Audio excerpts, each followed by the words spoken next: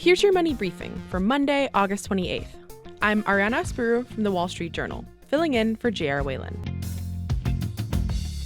With students now heading off to college for the first time or back for another semester, they're vulnerable to falling for a few money traps. WSJ contributor Cheryl Winokur Munk joins me to discuss. So Cheryl, first off, before a student even starts college, there's something they can do, maybe even with their parents, and that's creating a budget. We all know them. We love them sometimes. So what do these students have to know when they're planning for these college expenses? Well, a lot of times people don't think about all the extras that they're going to spend money on. So they need to make sure to do a budget for all the things they could reasonably spend money on. A lot of times, monthly budget items or things can spiral out of control. Food purchases, clothing, coffee shop runs, entertainment, all those things, if you don't set out what you're planning to spend, can really lead to a big money trap. Even going to the campus bookstore and getting a quick sweatshirt, that's $60. Exactly. I was actually just there the other day, and oh, yes. And so when you're finally at school, how do you track those expenses so the budget you spent all this time making actually gets used? I always recommend that every time you spend something, write it down in your spreadsheet. And this is just to get to develop good money habits. I actually still do this myself. So when I go to the grocery store, I put it in my spreadsheet and they say how much I spend to get a sense of how much I'm spending each month. And so it's the same thing is true with a student. If the student goes to buy coffee, put it in your budget, put it in the spreadsheet. If you're going to buy a sweater, put that there. This helps you understand what you're spending each month and can see areas where you may be able to cut back.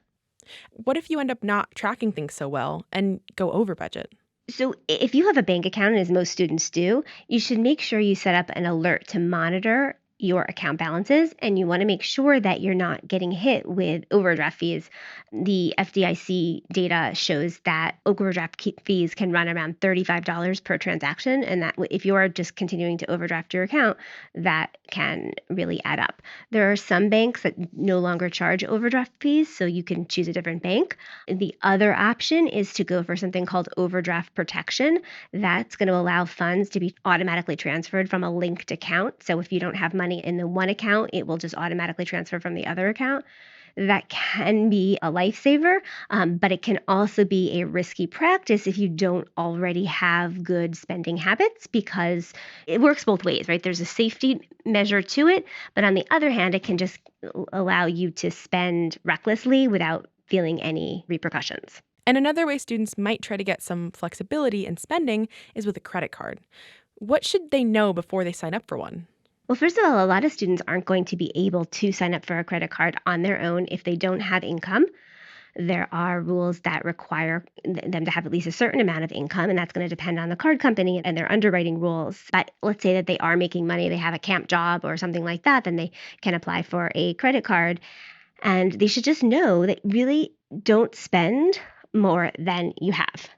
And that sounds really like an obvious thing, but for many people, it's just very easy to go down the rabbit hole of debt just to keep spending and spending and spending. And if you're afraid that that could happen to you, you might be better off just using a debit card. So, if you only have $100 in the account, you can't spend more than $100. It can be very tempting, oh, I'm going to get a coffee here, I'm going to get this here, I'm going to go to this store, I'm going to go to this store. Soon, without knowing it, you've racked up $500 of charges and your bank account only has $400, and then what are you going to do? And that's another reason why budgeting is so important, and writing down what you're spending at the end of the month. It's very easy to get surprised when you see your credit card bill. All right, I want to ask you about another source of money that some students might end up having: credit balance refunds. How do those work, first of all? And how can students make the most of them? Well, really, the idea is that means you've overpaid in some way, either through a loan disbursement or you've just overpaid somehow, a grant or a scholarship, and somehow when that exceeds the cost of tuition, room, and board and other school assessed fees, you're going to have this credit balance refund.